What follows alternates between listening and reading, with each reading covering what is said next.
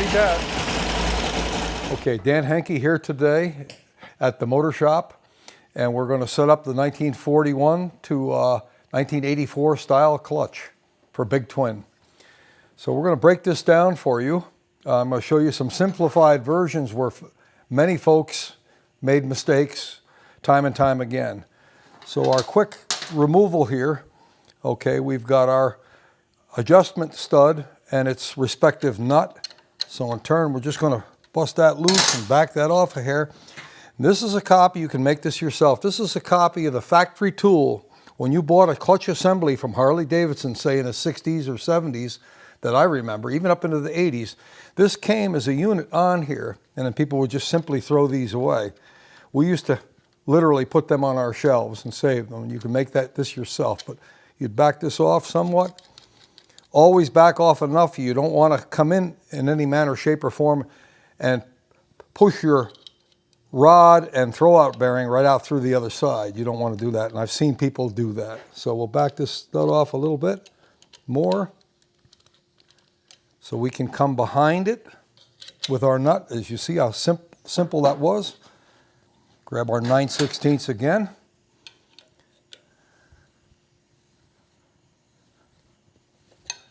And you can literally take these off by hand, keeping your whole pressure plate assembly together.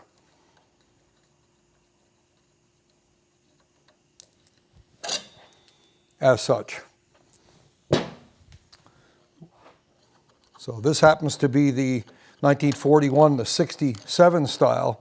This has your outer disc with one face only, and then your provisions as such with your steel plates. A little trick with the old steel plates, if you happen to have them, earlier pieces or reproduction of the early pieces where they're marked out, you'll notice that it's a flat side, whereas the other side of it is more rounded. So out would be out as such, facing out toward you. And I like to start out with that sector at 12 o'clock, and from there the next would go forward, again the next notch as such. That allows it to work as a unit rather than stage them all together. That way all this will actuate and flow as a unit. So I like to stagger them per cog with the word out. Or if you've just got them with nothing, with no spring balls as such, like the factory produced later, late 70s and throughout the 80s, then they more or less go in any other way. Other than I still like the straight edge facing out toward you. So let's just finish breaking this down.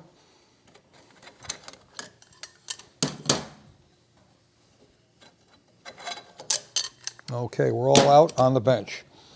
Now in turn, our removal. I suggest a 1/2-inch drive air gun, and you'll notice 6-point sockets. Whenever you're using air, impact socket, or if you're using a heavy-duty straight socket as such, and I suggest trimming them so they're flat. I don't like to draw out on a taper sequence. I like all these, whether I'm working with flywheels, no matter what. I like these machined. I do this myself. I just set them in a lathe and I turn them so they're flat. You could do this yourself if you want on a sander or whatever have you, but I feel you have a more precise, purchase.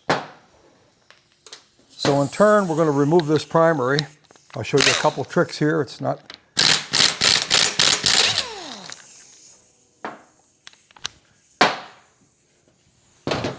In turn, we're able to remove our piece.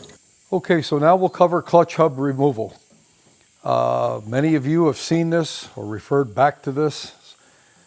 Goes back quite a ways. I suggest never do this. This is junk. Do not bend your clutch hub studs as such. You want your plates to run evenly and clean. This will guaranteed bend them. So for nut removal, 1/2-inch drive air gun, or you have fancy electric jobs today, but you'll come in with your 1 1/8" socket. Again, as I suggested earlier, a 6-point, and I like them dressed flush. And we'll come on.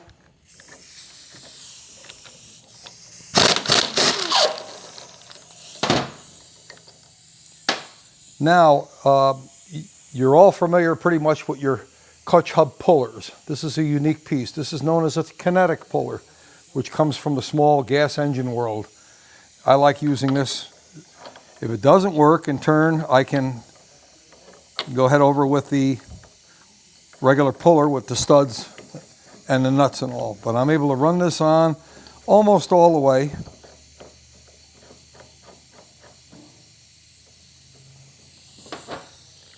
And as I say, just a quick wrap, back it off, and I'm ready to go.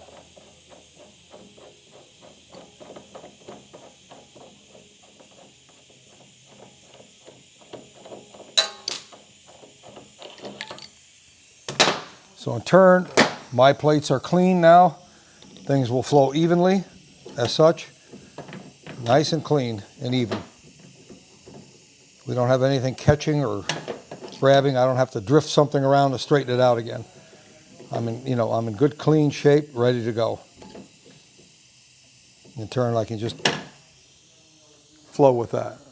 So that's pretty much a breakdown of that as such, and then we can go over a quick reassembly.